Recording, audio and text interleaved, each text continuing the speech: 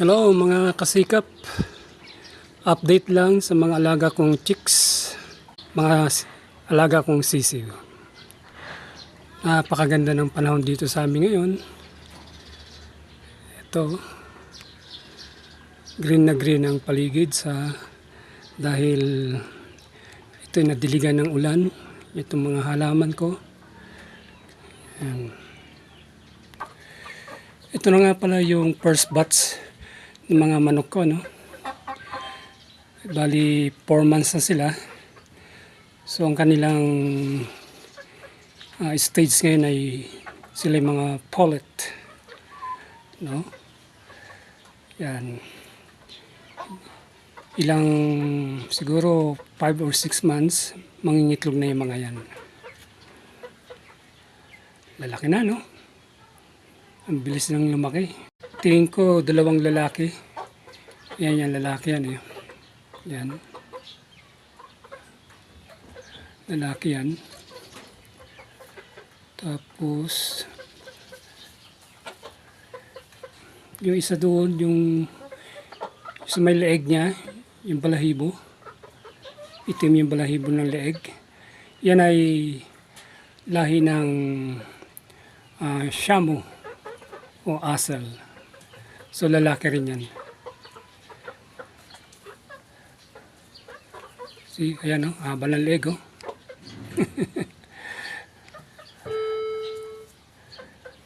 So 2 lalaki lang ang meron dito. The rest ay mga babae na. Pupunta tayo dun sa second batch and third batch and fourth batch. Bali, umabot ng fourth batch yung aking mga sisiw, ano? Okay? Yan po. Naghalo yung second batch and third batch. Itong medyo malalaki, yan yung second batch.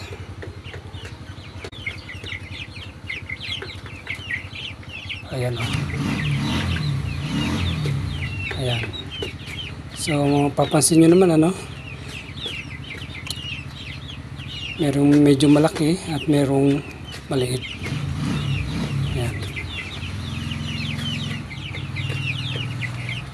Okay, so daming babae nito.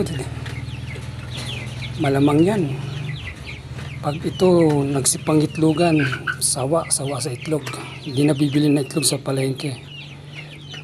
Malakas nga lang sa feeds, ano po. Ganun talaga.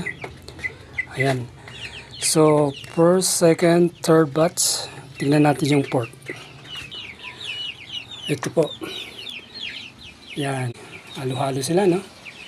Yung mga itim na yan, ang magulang niyan ay Asal o Shamu. O, ibang klase, ano po, itsura. Tapos yung pula naman, Rhode Island Red.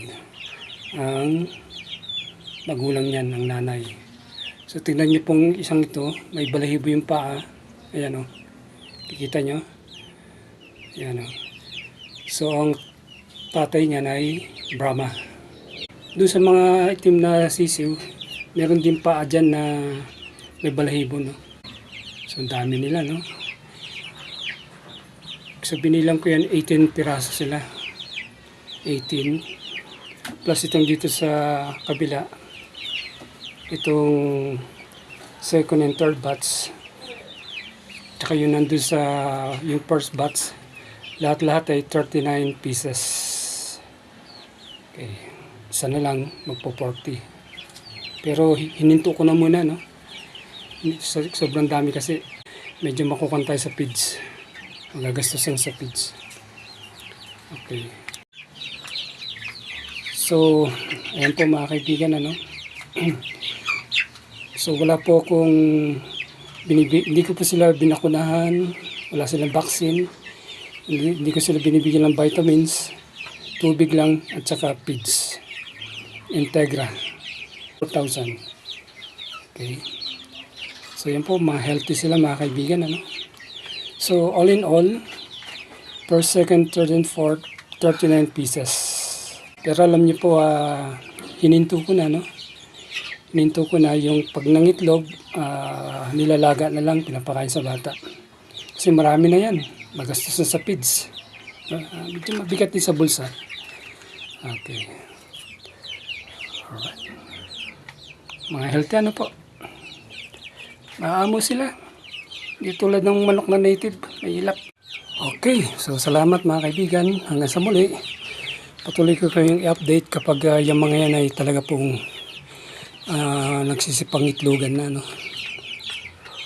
Okay. So salamat po mga kaibigan. Salamat.